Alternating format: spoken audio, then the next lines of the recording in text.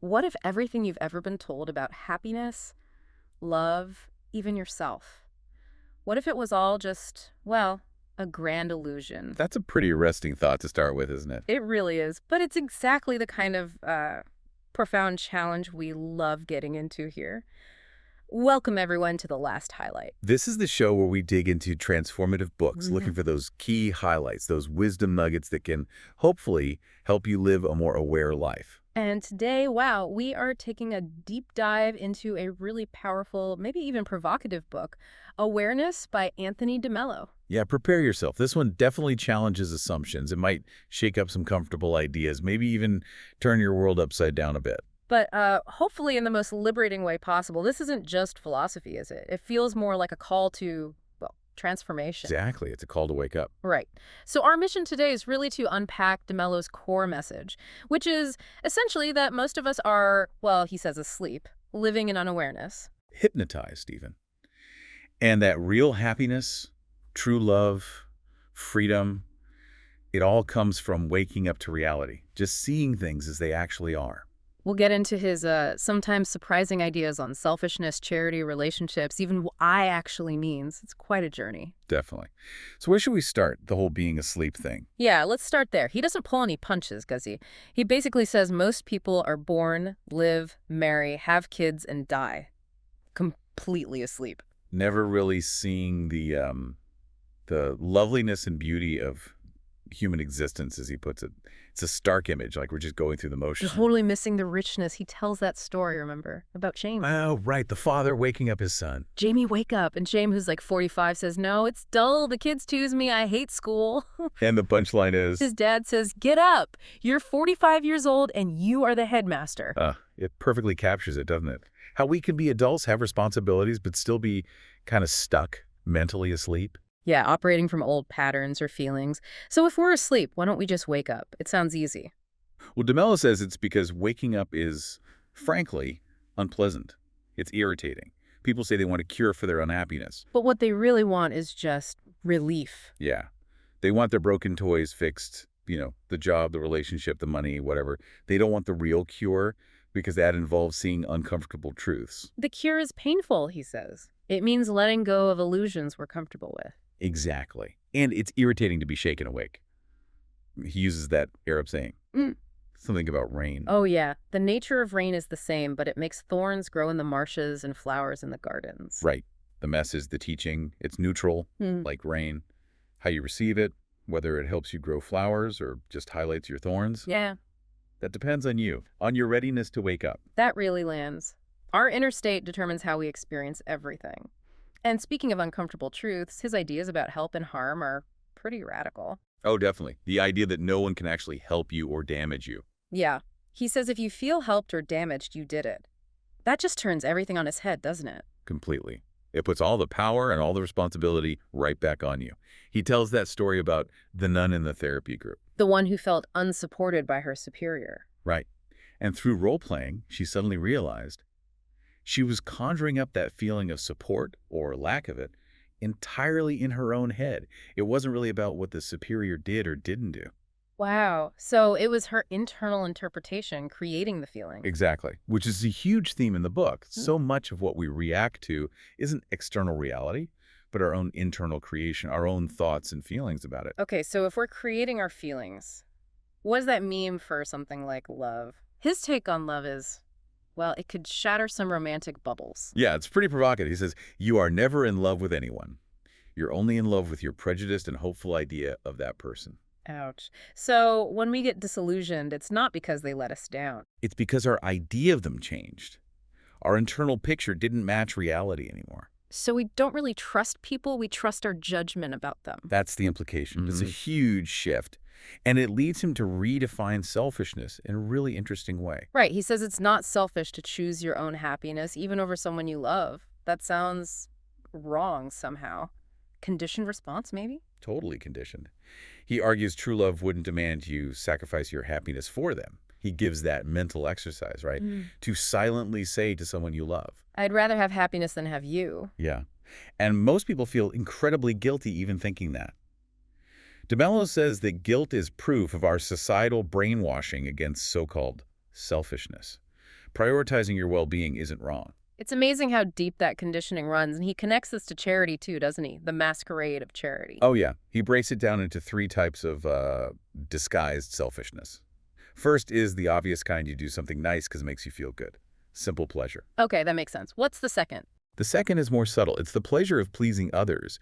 You do good deeds, and you feel great about yourself for being so charitable. It's an ego boost, basically. Right, getting validation for being good. And the third type, he says, is the worst. It's when you do something good, mainly to avoid feeling bad. Like the example of the father who helps people he doesn't even like just because he feels obligated or guilty if he says no. Exactly. He's just choosing the lesser of two internal pains. De Mello's point is cutting. A good is never so good as when you have no awareness that you're doing good. When you're not conscious of being good. Right. He even suggests saints and martyrs might be conditioned, driven by some subtle reward or avoidance, not pure, unself-conscious action. It's all about the hidden motive, the inner state. Wow. So this conditioning, this societal hypnosis, how does it blind us to the joy he says is all around us? He uses that powerful analogy. Right. The people dying of thirst on a raft. Off the coast of Brazil. Yeah. And they had no idea they were floating in fresh water from the Amazon River pouring into the sea. So we're like that, surrounded by joy, happiness, love. But we're hypnotized, brainwashed, unable to see it or drink it in. Society, he says, programs us to be mechanical. Reacting automatically, like when someone compliments your shirt. Exactly. You feel a little puff of pride, it's automatic. He suggests a sort of liberating mantra is, I'm an ass, you're an ass. Meaning, don't take yourself or others' labels so seriously. Detach from the ego. Pretty much. Yeah. Real freedom, he says, comes when you're unaffected by praise or blame. Your inner peace isn't dependent on what other people say or think. Which leads to his view on success, which is just not what society tells us it is. Not at all. He claims society's main goal is actually to keep society sick, keep us in this conditioned state, being president of a company, having tons of money. That has nothing to do with being a success in life. Bold statement. Very. So what is success for him? It's simple but profound. When you wake up, That's it. that's it. When you wake up, he says, you don't have to apologize to anyone. You don't give a damn what anybody thinks about you. It's not arrogance, though, right? It's freedom. Exactly. Freedom from needing approval, freedom to be authentic, living from the inside out, not based on external metrics. That's success. Makes sense. So if we're mostly unaware, where do harmful actions come from? Is it malice? He suggests usually not. It's mostly unawareness. He references they know not what they do, interpreting it as... They're not aware of what they are doing. We're drowning in information, Yeah. maybe, but starving for awareness. Which brings us to the key question, doesn't it? The most important one. Not about God or the afterlife, but Who am I? Or what is I? that's the gateway, he says. And to explore that, he makes that distinction between I and me. Right. Can you unpack that a bit? Me is all the changing steps. Yeah, me is the conditioned self, your thoughts, your body, your roles, lawyer, parent, failure, success, your feelings, your history, your suffering, everything you identify with. Okay. And I is the observer, unchanging, passive, detached, like the sky watching the clouds, the thoughts, feelings, sensations drift by. Me is the clouds. I is the sky. So the suffering comes when we confuse the two.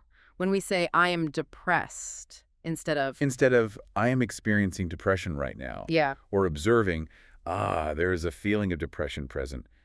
It creates distance. You stop identifying the unchanging I with a temporary state of me. Like saying, I am observing impatience instead of I am impatient. Exactly. That small shift in language reflects a huge shift in perspective. It stops the feeling from consuming your entire identity. So the way to cultivate this I, this observer, is through self-observation. That's the core practice. Watching everything, thoughts, feelings, reactions, what's happening around you as if it were happening to someone else. Without judging it or trying to change it. Right. Like a scientist watching ants, he says. Yeah. Just observe to understand. No agenda. But how does passive observation lead to change? It sounds contradictory. It does, but he argues it's the only way for effortless change. When you truly see a pattern or a reaction clearly, without fighting it or judging it, it starts to lose its power. It begins to dissolve on its own. So just seeing the illusion clearly is enough. Often, yes. Especially with negative feelings. He says anytime you have a negative feeling towards someone, you're the one living in an illusion. The feeling is in you. Not in reality. Stop trying to change the other person or the situation. Exactly. The world is fine. Reality isn't the problem. The problem is in your mind, your reaction, like the rain ruining the picnic. The rain's just rain. Your disappointment is your reaction. Or bumping your knee on the table. The pain is in your knee, not in the table. Problems exist only in the human mind, he says. But this doesn't mean being passive, right? Not feeling anger doesn't mean you don't act. No, not at all. It means you can act more effectively. You act from clarity, from sensitivity to the reality of the situation, not from blind reactive emotion that usually just makes things worse. Action from awareness, not reaction from illusion. Precisely. And this connects directly to happiness. He says happiness isn't caused by anything external. It's our natural state, something we already have. Yeah, buried under layers of illusion. So finding happiness isn't about getting something new. It's about dropping the illusions. Letting go of the things that block our natural state, including illusions about, say, future rewards. Right. He has that quip about people worrying about the afterlife when they don't even know what to do with this life right now. True eternal life is the timeless present moment. Okay, so how do we practically do this? He gives those 4 steps, right? The steps to wisdom. He does. They're pretty straightforward, but deep. First, identify negative feelings you might not even be fully aware of, like background tension, gloominess, subtle irritation. Okay, become aware of the feeling. Step 2.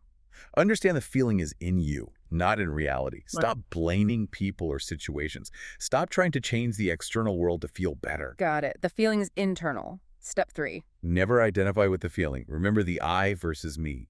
The feeling is a cloud passing through your sky. It's part of the me. It's not the fundamental I. Observe it, don't become it. Don't say I am angry, say I am observing anger. And the final step. Understand that when you change, everything changes. Because the problem isn't out there. It's in your perception, your reaction. Change your internal state, and your experience of the world transforms. You are the problem, he says, but in a totally empowering way. Wow. That really puts the locus of control firmly inside. What about love and relationships in this context? He says something quite startling. You don't need anybody's love. You just need to get in touch with reality. Yeah, that one can feel jarring at first, but it's ultimately about freedom.